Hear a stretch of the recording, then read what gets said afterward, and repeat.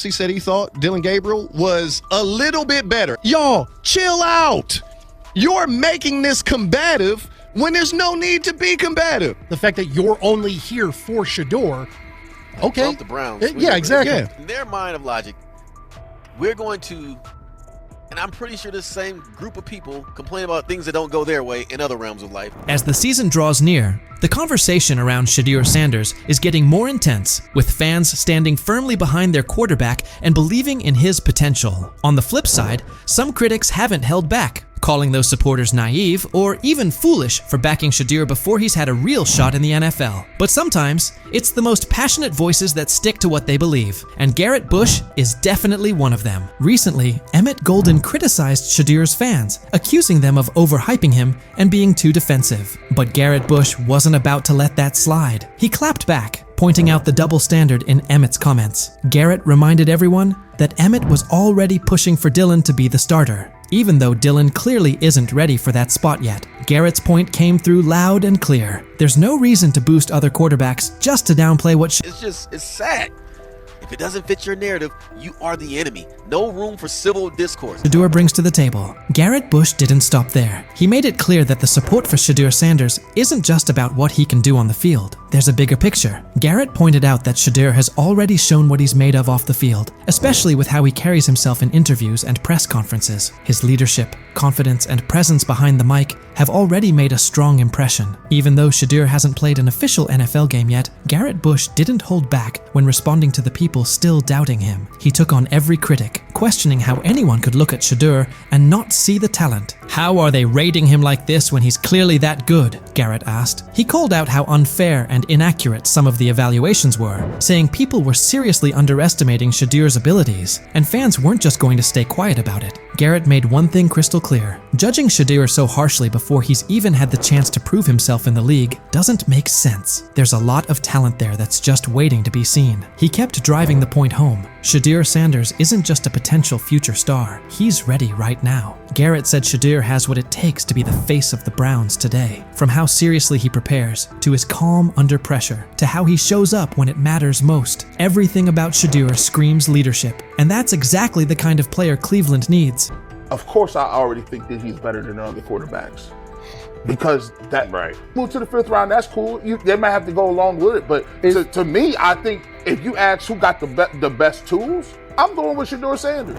Garrett Bush didn't mince words. He made it crystal clear. If anyone comes after Shedeur Sanders' fans without a good reason, they're going to get the same kind of pushback they're seeing now. No filters, no holding back. Garrett wasn't backing off, and he made sure everyone knew just how real the loyalty and dedication of Shedeur's supporters are. He understood that this fan base isn't just rallying behind Shedeur because of his talent on the field. They believe in his character, his grind, and the idea that he can lead Cleveland into a better future. That support runs deep. Not long ago, Colin Cowherd also decided to take a jab at Shedeur Sanders and his fans, and what he said definitely raised eyebrows. Colin went beyond just sharing an opinion. He challenged Shedeur's supporters, telling them to defend him the same way they had for guys like Baker Mayfield and Deshaun Watson on Reddit. But this wasn't some offhand take. Colin took it further, targeting everything Shedeur had worked hard to build. His words didn't feel like simple criticism. They came off as straight-up disrespect toward both the player and the people backing him. Colin's remarks weren't just about Shedeur's game. They were a direct hit on the commitment and belief his fan base continues to show.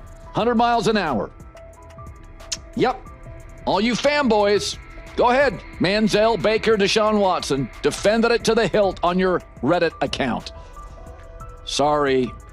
After Colin Cowherd made his bold remarks, it didn't take long for the backlash to roll in. Fans weren't about to let that kind of disrespect slide, especially after he came so hard at Shedeur Sanders and the people who support him. The response on social media was fast and intense, with fans speaking out loudly about how upset and frustrated they were. Colin had to face serious heat for what he said, and it quickly became clear that his shots at Shedeur weren't something fans were going to just brush off or forget. Sharing an opinion about a player's talent or potential is one thing. That's part of what makes sports fun to talk about. Everyone's entitled to their own take, and discussions around player projections are nothing new. But going as far as mocking an entire fan base and calling them dumb, that crosses a line. Critiquing Shedeur's performance is fair game, but insulting the people who believe in him, that's a whole different story. Fans put in time, energy, and emotion into rooting for their favorite players, especially someone like Shedeur, who's already shown so much potential. Calling that kind of loyalty dumb isn't just rude, it completely misses what sports fandom is all about. These fans aren't blindly following someone. They see the work Shedeur puts in, they see the future he could have, and they stand behind him because they truly believe in what he can become. Mocking that belief takes away from the heart of being a fan. People care deeply about Shedeur Sanders, not just for what he can do on the field, but for what he represents. For a lot of fans, this isn't just about football. It's about hope. It's about seeing someone lead their team with strength and determination. The idea of Shedeur stepping up as Cleveland's starting QB isn't just some random dream. It's something fans are emotionally tied to. They want to see him succeed, grow, and become the player they know he's capable of being. For many, the connection goes beyond football. It's personal. It's about loyalty, belief, and holding on to the idea that better days are ahead with Shedeur leading the way. Let me go play once again with your little round. Shedeur Sanders. Shedeur Sanders is all about the hustle, and he's clearly not taking his foot off the gas anytime soon. Even in the offseason, he's locked in. He was recently seen in Miami, completely focused and getting ready for what might be the biggest test of his football journey so far, a four-man battle for the starting quarterback spot. The buzz around him is real, and with so much on the line, Shedeur isn't just showing up, he's showing up with intention, making it obvious he's determined to earn that role. Amid all the talk and debate around Shedeur Sanders, Garrett Bush has stepped up as one of his most outspoken supporters, not just for the player himself, but for the fans who've stood by him. A lot of those fans have taken heat from critics who label their support as blind or misplaced. But Garrett's not just defending Shedeur's skill set. He's standing strong for the fans who truly see something in him. His sharp responses to voices like Emmett Golden aren't just about defending Shedeur, they're about protecting the loyalty and passion of the fan base. Garrett gets that Shedeur's supporters aren't just tagging along for the ride. They see leadership. They see someone who puts in the work, both on and off the field. Their passion comes from real belief in his vision,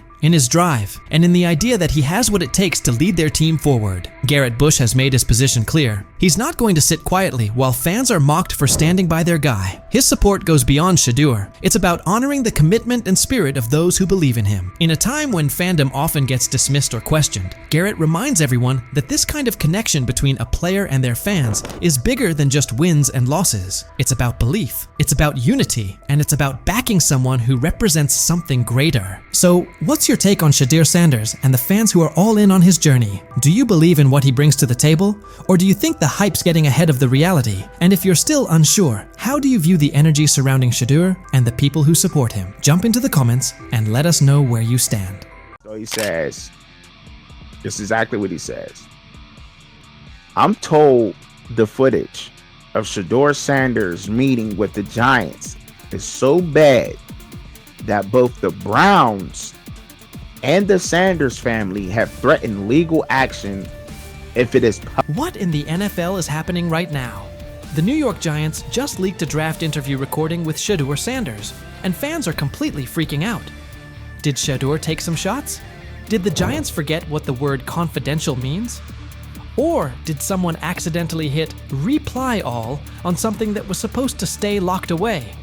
Get ready, because this roller coaster involves hot mics, bad takes, and a whole lot of drama. What happened with Shedeur on draft night to make him fall to the 5th round, and them talking about the Giants coming out with all that information talking about Shedeur did bad, bombed the interview, all that type stuff.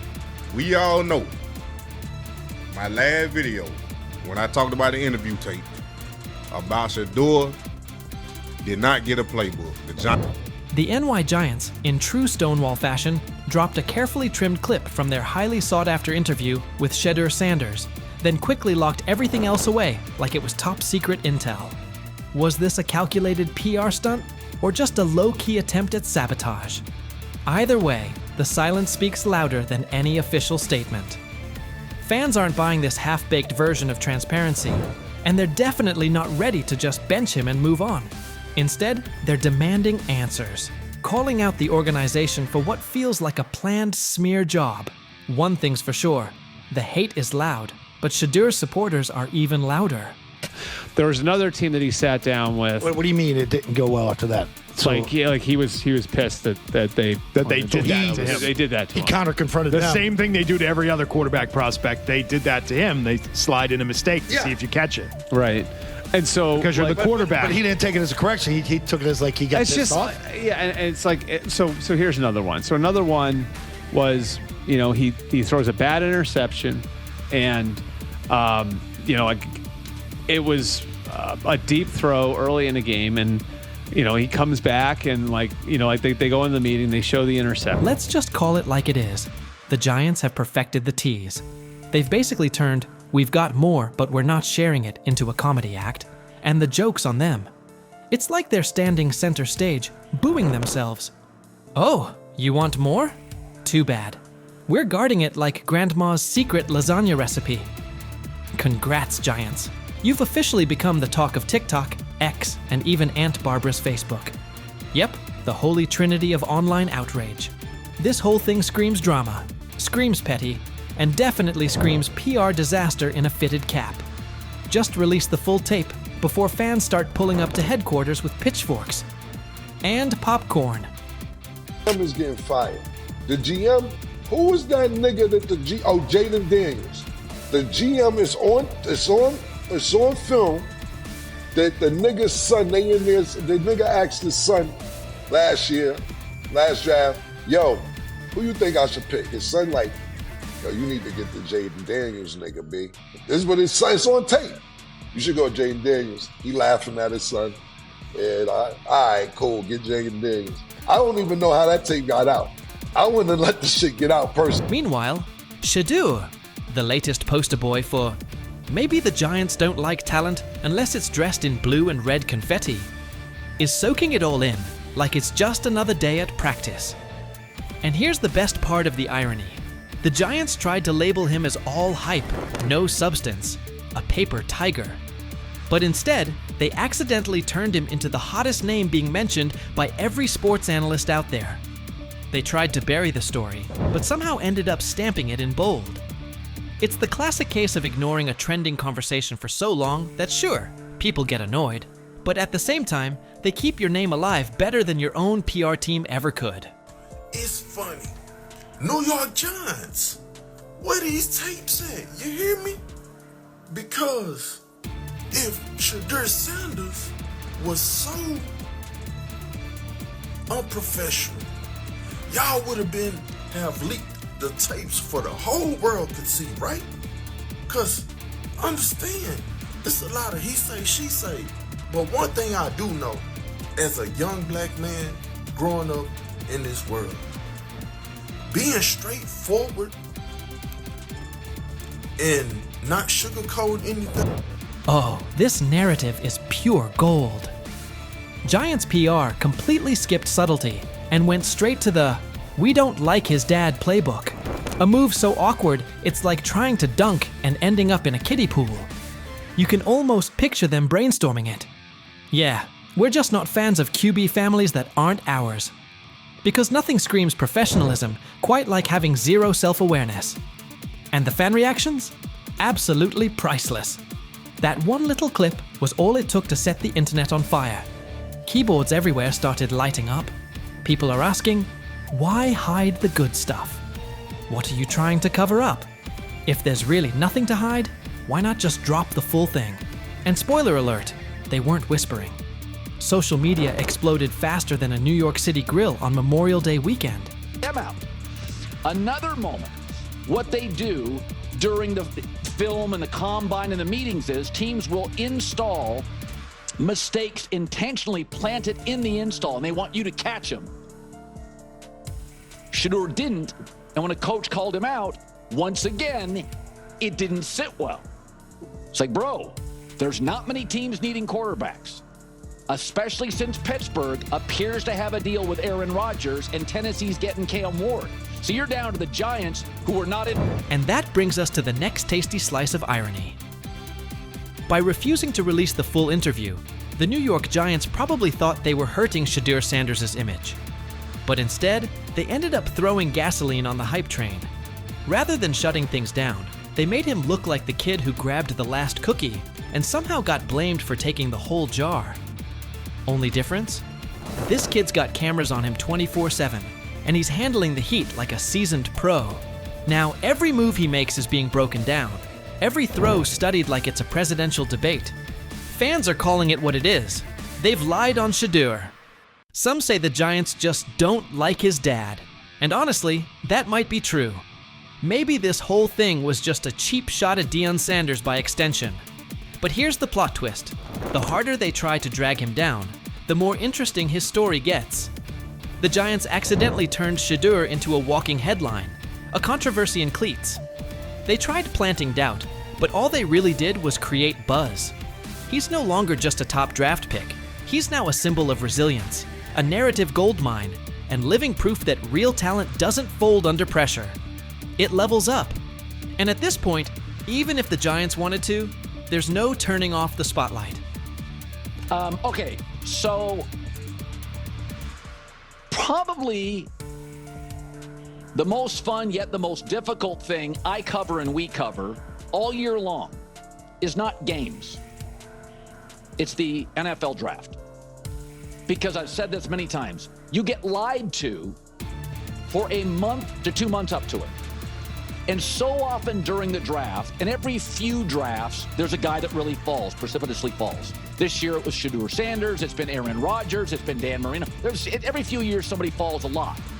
And so, but those stories don't come out until like the fall and after. Let's not overlook the fact that the hate is so strong, you could bottle it up and sell it as radioactive cologne. You can practically watch it leaking out of Giants HQ like toxic sludge straight out of a bad superhero origin story. But here's the twist. Maybe that's their superpower.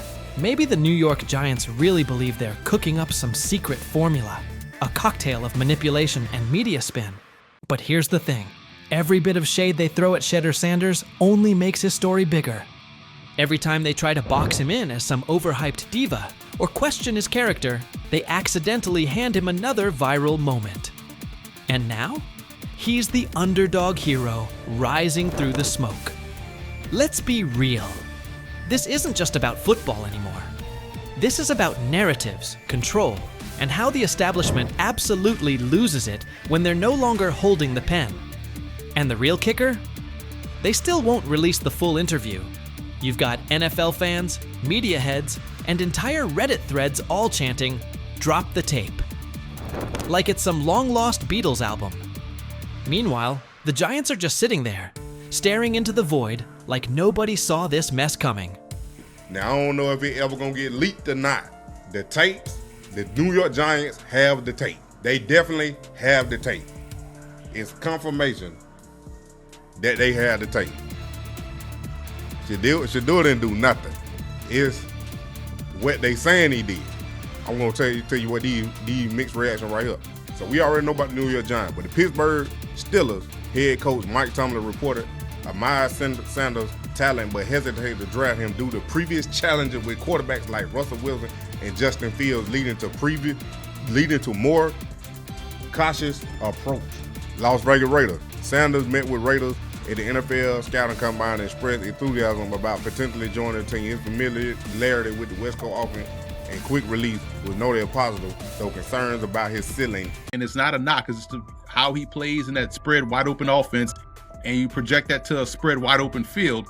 Yes, the arm may not be as strong. I can't imagine there's many people that think Dillon Gabriel's a better quarterback than Shedeur Sanders. I don't care where they were drafted. And if the Browns are the one team that thinks that, then I'm going to suspect it's not true. I never root against anybody. Yeah. But I'd be surprised if Dillon Gabriel's ever a legitimate starting quarterback for the Cleveland Browns. I'd be surprised. I just don't think. Big news coming out of Cleveland. The competition for the starting quarterback spot is getting intense. Right now, it looks like Shedeur Sanders is pulling ahead in the race for QB1, while Dillon Gabriel is starting to raise concerns about whether he can hold onto the job. Gabriel was brought in for his size and physical presence, but things haven't been going his way. His arm strength and overall throwing performance during training camp have been underwhelming. In contrast, Sanders has been consistently outperforming him on the field. At this point, Shedeur Sanders seems to be on track to take over as Cleveland's starting quarterback. This shift could have big implications for the team moving forward. Initially, Gabriel was drafted before Sanders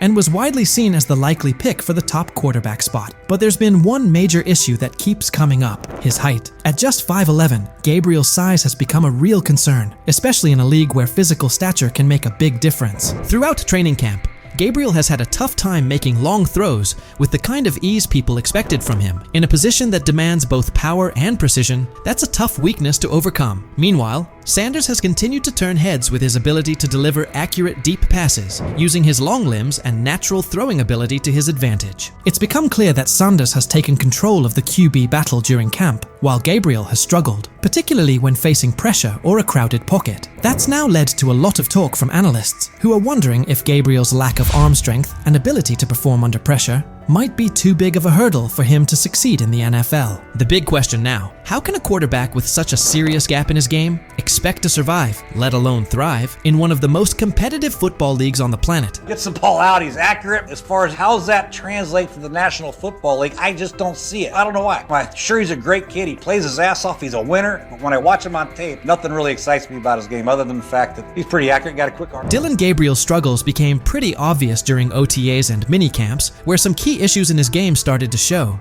One particular rep stood out. He looked noticeably worried about defensive linemen swatting down his passes at the line of scrimmage. That concern led him to start releasing the ball a bit higher than usual, and it threw things off. Some of his passes ended up sailing over his receivers' heads, while others got tipped right at the line. It's definitely something he'll need to work on if he wants to seriously compete at the pro level. Dillon Gabriel raises a lot of eyebrows of concern. As you guys know, he had a ball batted down today, and it turned into an interception, pick six. And you guys can see right here, this was a cause of concern coming into the draft when it pertained to Dillon Gabriel, is how, his smaller frame. You guys seen it with the Johnny Manziels. Just kind of with those guys, the smaller frames, getting balls batted down to the line, ultimately turns into interceptions. That being said, both Dillon Gabriel and Shedeur Sanders have things they need to work on. Neither of them is flawless, and the quarterback competition is still very much alive. Sanders has shown more consistency throughout camp, but nothing is set in stone just yet. Both quarterbacks are still in the running, and the battle is only getting more intense. While Gabriel was having his share of mistakes, Sanders was out there dropping dimes during practice. His throws were on point, showing off some serious precision and smart decision-making. One play in particular stood out. He connected with his tight end on a corner route near the back pylon. It was a tight window, with a linebacker trailing, and the receiver pressed at the line. But Sanders placed the ball perfectly. It was a textbook read. As soon as the safety bit on the short route, Sanders quickly recognized the one-on-one coverage and took the deep shot without hesitation. That kind of situational awareness,